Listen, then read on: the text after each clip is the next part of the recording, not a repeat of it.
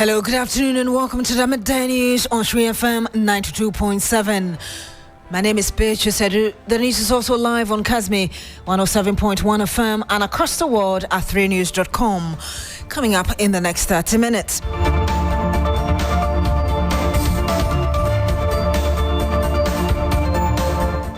Speaker Alban Bagbin expected to recall Parliament within 7 days, but there is a big challenge as to which side will constitute the majority. This afternoon we'll bring you more days after that unexpected dramatic turn in the House. Also coming up on the program, the Ministry of Energy requests Parliament to suspend bill seeking to merge Electricity Company of Ghana, ECG, and Northern Electricity Distribution Company. NEDCO will tell you more. And much later, with some 44 days to the December 7 elections, National Peace Council is leading stakeholders forum to promote peaceful polls. We'll touch base with our reporter in the Central region where this event is taking place.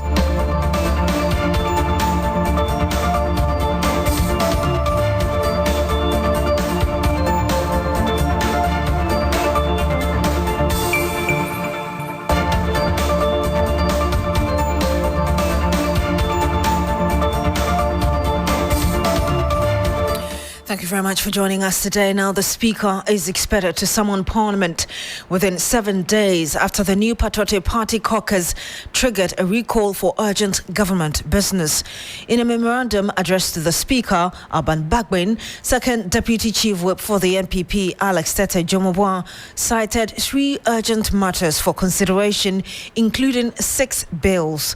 The Speaker on Tuesday, October 22, adjourned sitting indefinitely amid the dispute over which side of the House should constitute the majority caucus after the Supreme Court stayed his earlier declaration of some 4 seats as vacant.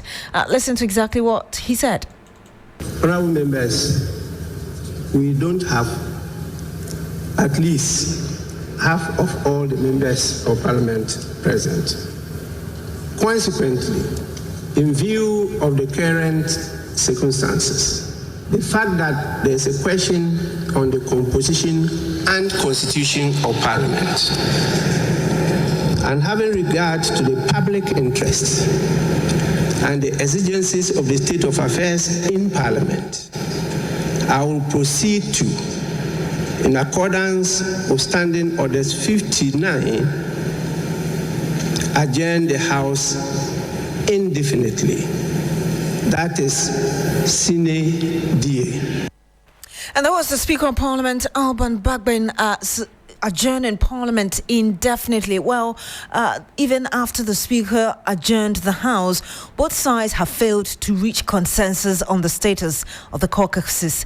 First, listen to the NDC caucus leader, Dr. Kesel Atoforsen. We see ourselves as the majority.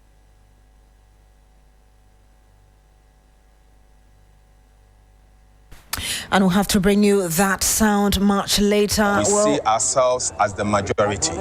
We are fortified by the Constitution and the standing orders of this House, and we see ourselves as the majority. We are grateful to the Right Honourable Speaker for doing what is right, and we respect his decision. We hope that the time will come that this House will be recalled and we will take our position as the majority caucus. Thank you very much. And that was Dr. Kesel Atoforsen speaking to us earlier, or speaking actually in Parliament earlier. Well, the Toulon MP and Deputy Whip for the NPP caucus also insists that they will not relinquish their majority title. Yes, from day one, I've been the first deputy majority chief whip, and I'm still the first deputy majority chief whip. No, nothing status quo remains.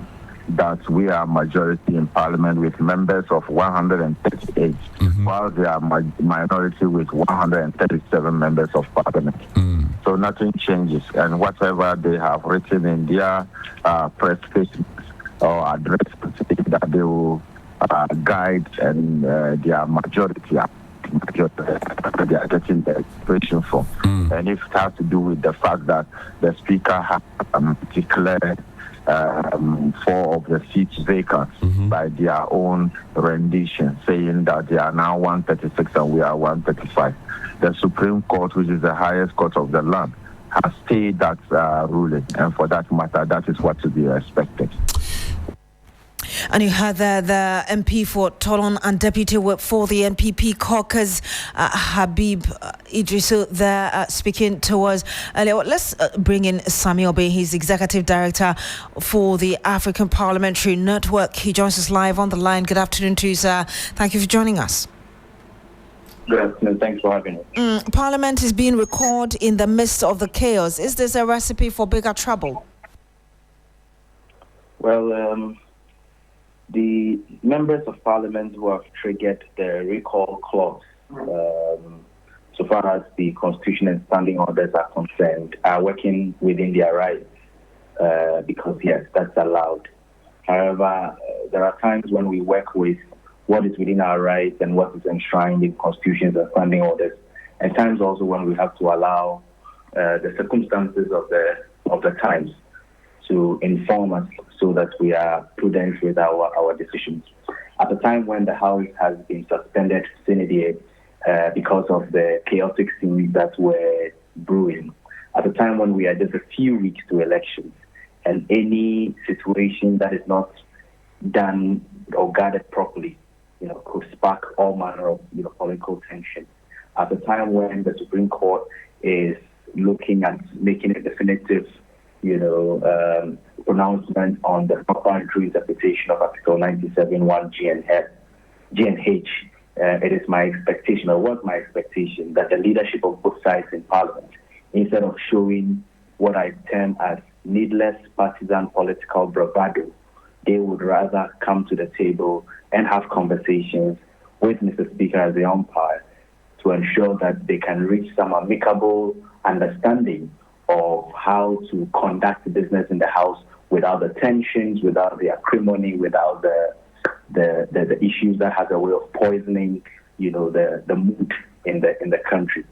I am only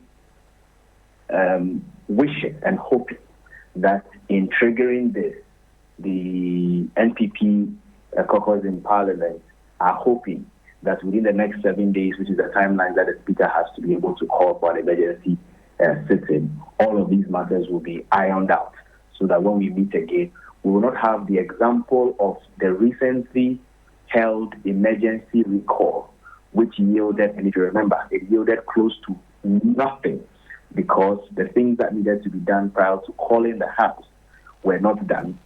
Indeed. Were hasty, and then we ended up wasting everybody's time, wasting public resources, and just coming out and apologizing to the public for all of those wastes. I don't really think that this time around just an apology will suffice, because if we do not take care of the consequences of a time back in Parliament when all of these issues undertones have not been dealt with, may probably have dire consequences for us than what we had in the previous instance. So if I hear you correctly, I hear you say two things: that you're hoping that this recall, when the Speaker grants it, we understand he doesn't have a choice, but constitutionally he has to oblige, as it were, they are able to deal with those government businesses that the MPP side thinks needs to be dealt with. And also, you're hoping the current impasse would not degenerate into something else. Is that what you're saying? I'm hoping that within the number of days, they will deal with all of the issues that needs to be dealt with so that the recall can be productive, as in there will not be an issue of who is sitting at the majority and minority side. Because, yes, like you rightly indicated, there is government business that needs to be dealt with. These are important. We have to deal with them to the best of our abilities as a parliament of the country. But we cannot afford to have Parliament come back and see a repeat of what happened last Tuesday. I'm not sure whether in this recall and the list of government businesses, we've seen the repeal of the LI that allows mining in forest reserves, although we heard the Attorney General saying that an instruction or a directive had been given to Parliament to revoke that. Is that something that concerns you? It does greatly. And you see, I think that of all the urgent matters which they have to make for an emergency recall, a matter as grave as that, at least for even the optics, should have been, as part of the issues that gets listed. Gradually, as we waste time in presenting the revocation of that particular airline, what is happening then is that we are missing out on the number of days that are needed for Parliament to be able to take that particular decision. And I just hope that the political elite, the government of the day, does not pussyfoot around the matter until such a time when we would have had less time to be able to do a thing like that in Parliament, only to blame it on the limited time, when we all know that it may not necessarily be the limited time that are caused it. So yes, I wish that it was on the agenda as part of the urgent matters, but alas, it wasn't. Thank you very much, Samuel Bing. He is the Executive Director, Africa Parliamentary Network. Thank you so much for speaking to us. Now, the Ministry of Energy has requested Parliament to suspend the controversial Ghana Energy Regulatory Authority Bill, which seeks to merge the Electricity Company of Ghana, ECG, with the Northern Electricity Distribution Company, NEDCO. The intention of this merger is to create an independent thermal power authority from the thermal plants of the Volta River Authority. The request was made in a statement signed by the Minister of State, the Energy Ministry, Herbert Krapper, urging Parliament to hold further discussions on the bill.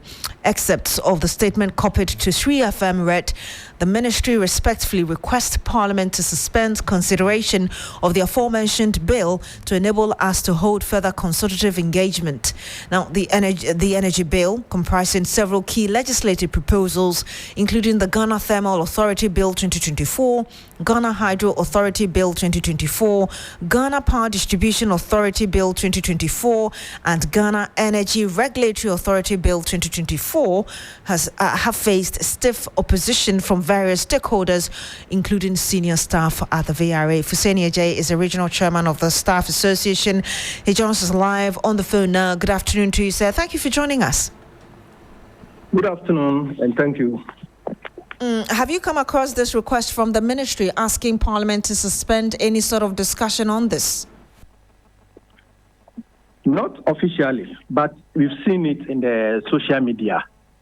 If you quite remember, on the 17th of October 2024, we saw a letter from the minister to the clerk of parliament instructing them to stay on the energy sector major bills.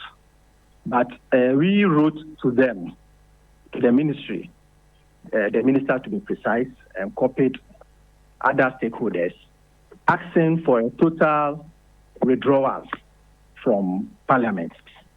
We've not heard from him. He has not written back to us. We've only seen it in the media. And so we are waiting to hear from him officially. And then we proceed from there. You're waiting to hear from him, but how are you receiving this?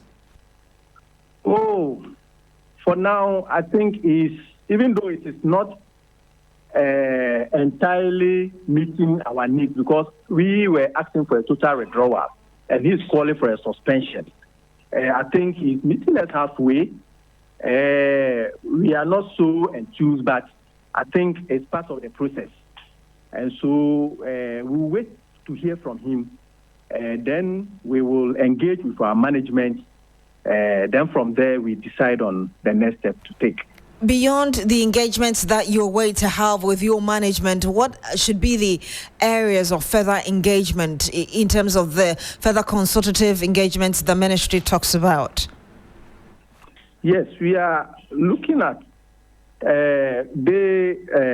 withdrawing the bill because we think that the issues raised in the bill does not solve the issues in the energy sector, and that if they engage experts from our side together with the ministry and stakeholders, we can together, and our management, we can together fashion out something that will be more profound to the country than what we have now. And so we are calling for an engagement, and we know that and hoping that it will be as quick as possible for us to move on from there. Thank you very much. We'll have to end it here. And you heard Fuseni Ajay, he's the regional chairman of the Water River Authority Staff Association. We are joined by Nana Amwasie the 7th. He is the executive director of the Institute of Energy Studies. He joins us live on the phone. Good afternoon to you, sir. All right, we understand he's not on yet, but we'll try and connect to him and bring you that conversation. Now, Ghana has so far confirmed 43 cholera cases with 2 deaths recorded. 12 persons on admission and close to 200 suspected cases, all within the Adan East and West districts of the Greater Accra region. Now, the health officials say that some of the cases were transported from neighboring countries, which are equally reporting cases of cholera. The Director of Public Health at the Ghana Health Service, Dr. Franklin Adu, says the country's response to the outbreak is in threefold, with more focus on identifying cases early enough and tracing their contacts.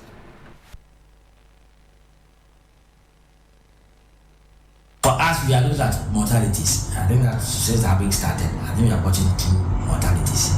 And what we're doing is that we're trying to make sure that we identify the cases quite early, identify the contacts and follow them up. So that's what we have been doing in our circumstances.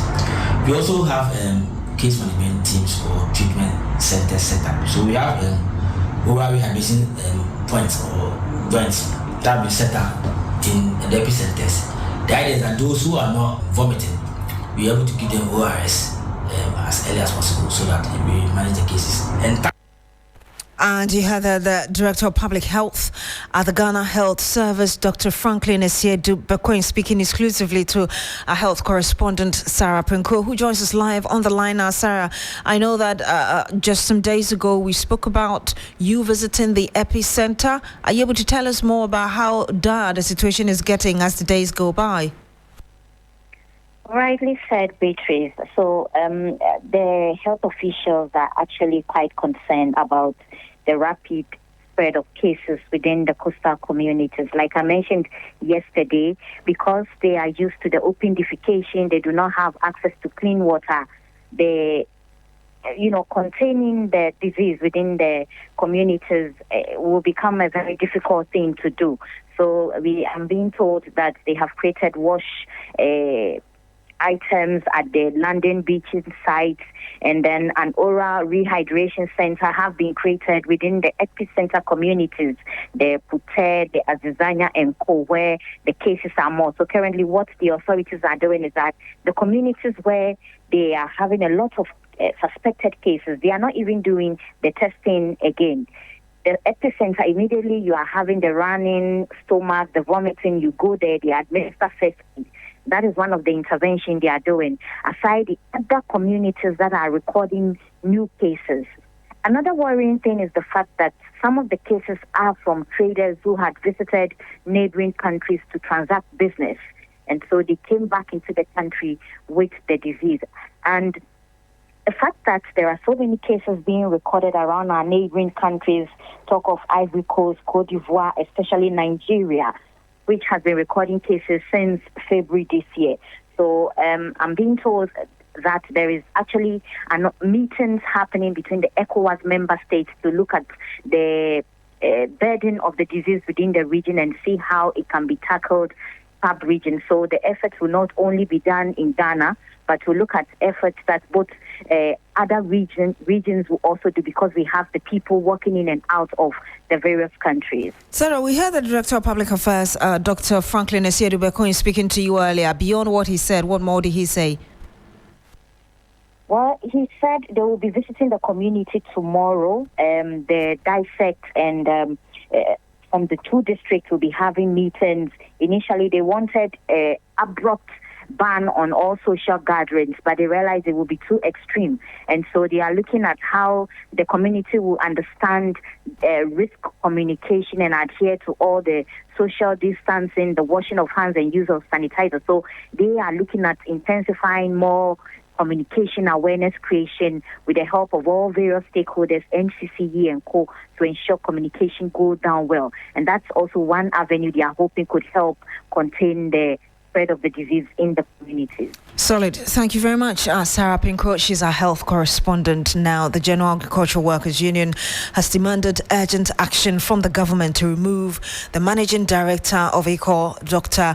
Bonaventure Ali Gebam, from office. Dr. Ali Gebam is reportedly yet to hand over, despite a directive from the Chief of Staff at the presidency. During a protest at the premises of the company, the workers who were joined by farmers from the tunnel irrigation scheme said Dr. Aligibam's continued stay in office was a breach of the law and also affected the operations of the company. For today's gathering, yes, we are gathered here today to protest over the Dr. Benatia Aligibam's refusal to hand over as managing director, despite the board of the Chief of Staff's directive to him. Yes, exactly. The law of ICO and the law of Ghana is that when you attain the age of 60 years, you retire and give way to the young ones. Give us go. Here in ICO, in our conditions of service, our collective bargaining agreement, and the terms of engagement for management, there is no provision for post-retirement contracts. So, since the inception of ICO, therefore, no managing director has ever been given any post-retirement contract. They all respected the law when their times were due. And retired honorably. Yes. Except one man, Dr. Aligibam. Yes. Please, we are gathered here today to call on the regional minister, who is the board chairman, to tell him that we support what he is doing. Yes. He should ensure that Dr. Aligibam complies as the chief of staff has directed. Yes. And you heard some protesting workers of the General Agricultural Workers Union. Castro Senyala is in Narongo. He's a man in that part of the country who's been following this protest. He joins us live on the line. Castro, if you can hear me, this is not the first time GAWU members are protesting against the stay in office of the MD. And we also do know that the presidency has written to him to hand over. Are you able to tell us the concerns this time around? Right, Beatrice. This time around, the message of GAWU and the farmers hasn't changed. They're still the same. And that is that Dr. Aligibam has overstayed his welcome as managing director of ICO. They want government to take immediate steps to get him removed because despite the letters that have come, Dr. Aligibam has refused to leave office and to hand over as has been directed by the Chief of Staff at the presidency. They are hinting that they have a plan, a secret plan, and if all efforts don't succeed, they are going to execute that plan, and government and authorities won't like that at all.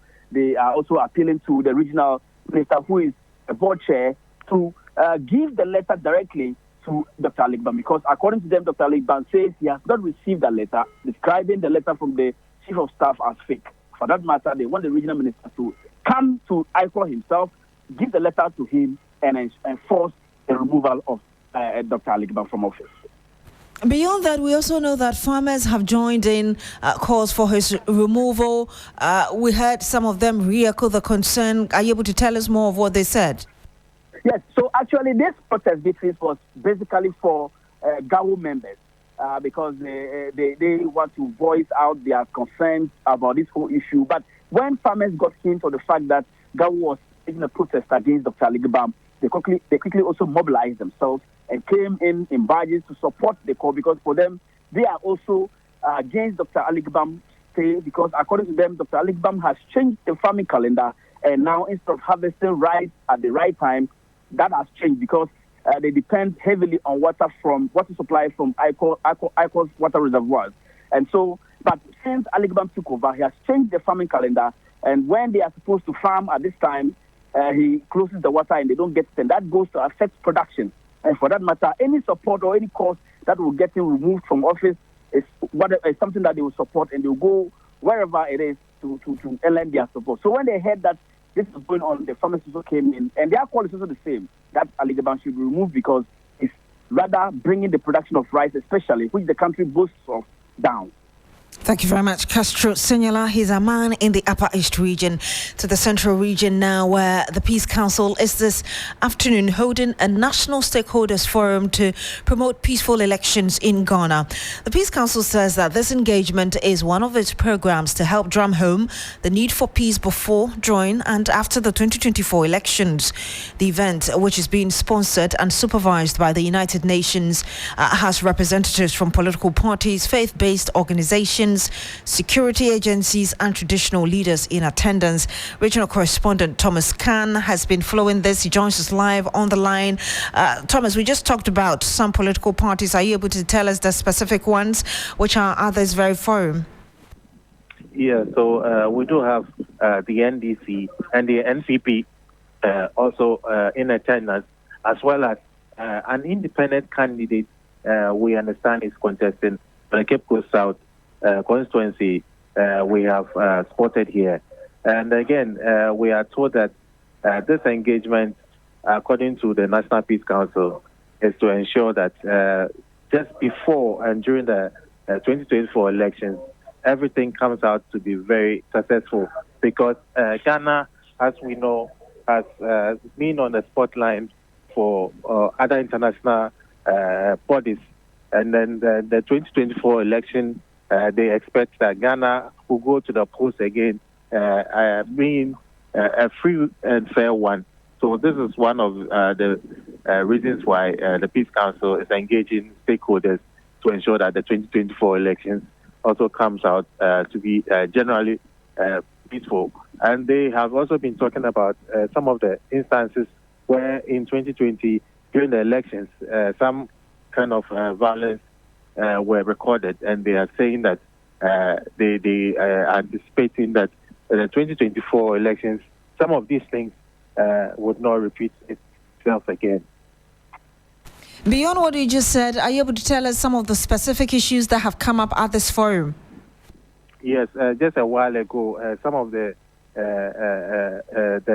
issues that have come up is how the Electoral Commission is dealing with some of the complaints that have come to them to be resolved. And again, we do know that the issue that is currently in Parliament regarding who is minority and who is majority, that has also come up.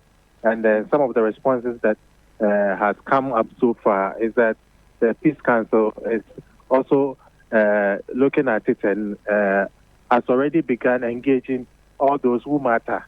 That means all those who matter, meaning that the political parties and again the leadership of Parliament in this kind of instances, that's the majority and the minority leadership.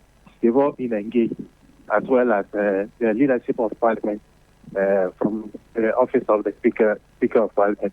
They are all being engaged, and they are hoping that there will be a peaceful resolution to this issue. Thank you very much. Thomas Khan, he's a man in the Central region. Staying on election-related issues, and flag bearer of the governing New Patriotic Party, Dr. Mahmoud Bawumia, has cautioned party faithful at Aflao in the Ketu South constituency of the Volta region to be focused and not allow the NDC to distract them. He was speaking at the Community Connect engagement with the youth and some stakeholders of the area. When I was contesting to become a leader of the New Patriotic Party, many people thought the MPP will not elect me. They said I was not an Akan. They said I was a Muslim, so they will not elect me. I said, Inshallah, it is possible for me to be the leader. And so my election by the MPP says that everybody belongs to the MPP. And you heard that Dr. Mahmoud Bawumia, he's the flag bearer of the governing New Patriotic Party and Vice President of the country. And in the Upper West region, specifically One West constituency, we're just 44 days to the biggest general election in Ghana, with a focus on the National Democratic Congress, where the party has taken its campaign a notch higher with novelty. The party has launched a vote testing campaign among market women as it focuses on reducing number of spoiled ballots in the upcoming elections. And we'll bring you more in our subsequent bulletins.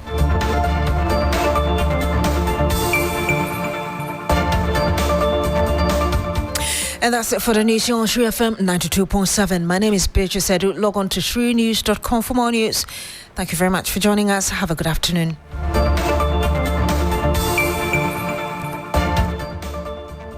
Big money, money, money. Want more money? More moolah? More kudi? More sika? Or more l'argent? Yes. Then win more moolah with 30 Ghana Cedis free credits when you play Game Park's Pick 1 and Pick 4 games for the first time. How? Just dial *946# or visit the nearest Game Park agent to play, get your first bet, and win on us with a 30 Ghana Cedi welcome bonus. Oh, yes. It's all about the moolah. Win more moolah with Game Park today. Go to GameParkGames.com for more information. Game Park is licensed by the NLA. Play responsibly. Not suitable persons under 18 years.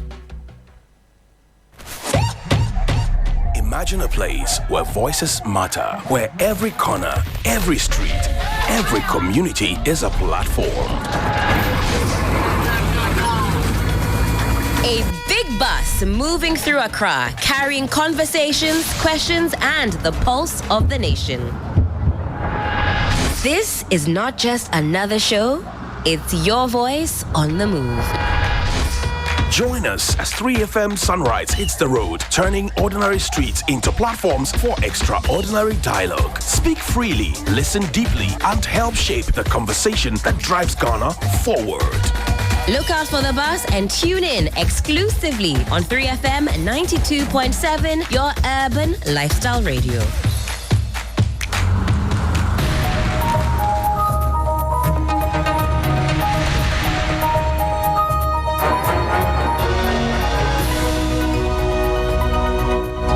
Good afternoon and welcome to Business Daily here on 3FM 92.7. Coming up, Africa Center for Energy Policy, ACEP, defends earlier concerns over data inconsistencies in Springfield's Afina appraisal, citing public interest and transparency.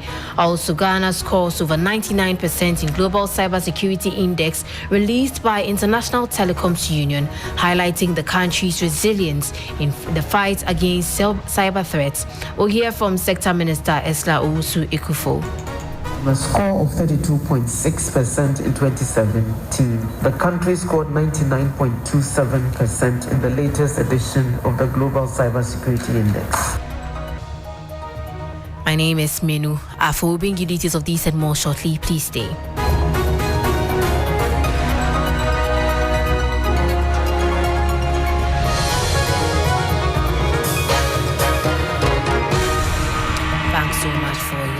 Let's get straight to the details. The Africa Center for Energy Policy has reaffirmed its stance on the appraisal of Springfield's Afina oil discovery, insisting that its concerns are rooted in public interest and data inconsistencies. ACEP clarified that its critique of the ongoing appraisal program is intended to promote transparency in Ghana's oil and gas sector, not to discredit Springfield. My colleague Bismarck Awusa has the details in the following news desk report. The Africa Center for Energy Policy, ACEP, has reiterated its position on the appraisal program for Springfield's Afina oil discovery following a rebuttal from the company. ACEP had earlier raised concerns over inconsistencies in the data submitted by Springfield to the Petroleum Commission, warning that this could have significant implications for the unitization process with ENI's Sankofa field. Springfield's CEO Kevin Autry dismissed these claims, stating that the company has not yet completed its appraisal program and no final report contradicting earlier data has been issued. However, ACEP clarified that its position was based on a review of the appraisal program, submitted to the Petroleum Commission, which raised concerns about transparency and accuracy in the handling of the Afina discovery. According to ASEP, the critique was not aimed at discrediting Springfield, but to defend the public interest by ensuring that the government's decisions are based on reliable data.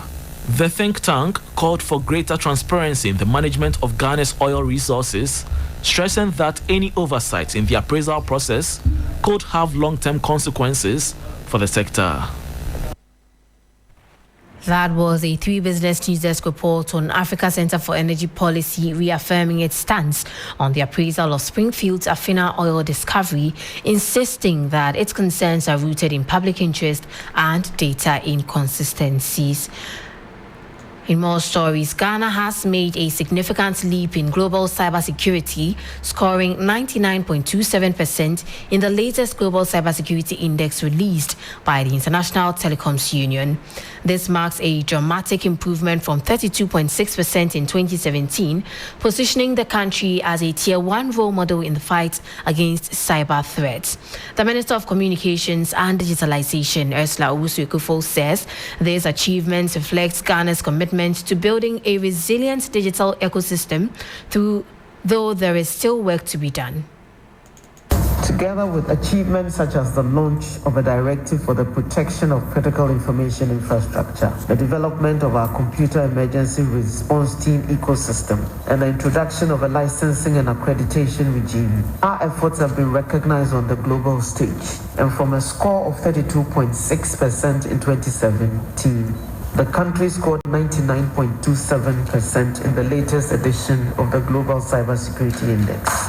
This index is released by the International Telecoms Union, and it just came out last month. It's ranked us as a Tier 1 country, making us a role model, and it reflects our commitment to building a resilient digital ecosystem and acknowledges the substantial progress we have made together. It doesn't mean we can relax and say we have arrived. It just imposes a lot more responsibility on us to ensure that we continue to retain that position. Getting there is not a problem. Staying there is. Despite the gains we've made in addressing cybersecurity issues in the country, government acknowledges that there's still much work ahead of us. That was Minister of Communications and Digitalization, Ursula Owusu-Ekufo. There. Away from that, the German Agency for International Cooperation, GIZ, and the Ghana Enterprises Agency, GEA, have launched the inaugural Ghana Inclusive Business and Inclusive Green Business Forum. This initiative seeks to identify companies with promising inclusive business and inclusive green business models, which will then be certified by the Association of Ghana Industries. At the forum's launch, AGI Chief Executive Seth Chum Akwabwa emphasized that this initiative aims to ensure that business operations benefit all community members, including the poor and underprivileged, while also prioritizing environmental protection. We think that this is very important. We are known to be promoting businesses, but promoting businesses means that making businesses get the best of returns on their investment. But we're saying that you shouldn't do so at the expense of supporting your community that you live in. And then also being environmentally compliant so that you don't impact negatively on your environment. And then also you make your product more sustainable. It means that if it is your raw material, for example, how do you recycle it? So there's reuse of your raw materials. By so doing, you are not impacting negatively on the environment. And then anything that you can contribute to make the environment good, and then it helps your business to be sustainable. So the whole idea is supporting sustainable business operations. And for us as an association, we think this is the right way to go. It has become very important because today the world talk about green business. Everybody is talking about it because we realize how impactful the environment can be, whether negatively or positively, depending on how you treat it. You heard the voice of Chief Executive of the Association of Ghana Industries, Seth Chum Akwabwa, there. Before we go, Springfield ENP has announced plans to resume exploration activities at its Afina well following an international tribunal ruling earlier this year in favor of any Envitol. The tribunal's decision dismissed Ghana's attempts to impose a unitization agreement on the Sankofa field and Afina discovery. In an interview, CEO of Springfield, Kevin Ochre, expressed his hope to expedite the process towards a unitization agreement. On July 8th, the Court of Arbitration from Paris made a ruling that Springfield should do some further works, appraise Afina, and 6 months after we finish that, the unitization should be completed. So we are just letting Ghanaians know that we have actually brought a rig in country. It's called a deep sea bolster. And the rig is currently deep offshore on our location. We have brought a rig to come and do the appraisal that was asked of us in order to enable us to finish the unitization and hopefully quickly bring additional production to Ghana's current total oil production. This work would have been done had the unitization been completed earlier, but it would have been done together with ENI. So right now what we do is we are complying with the court orders and also doing our appraisal as required by law. So, when the unitization happened, everything was suspended because we were supposed to have done it together. But now that the court said we should do that before the unitization is completed, we are going ahead and we are doing that.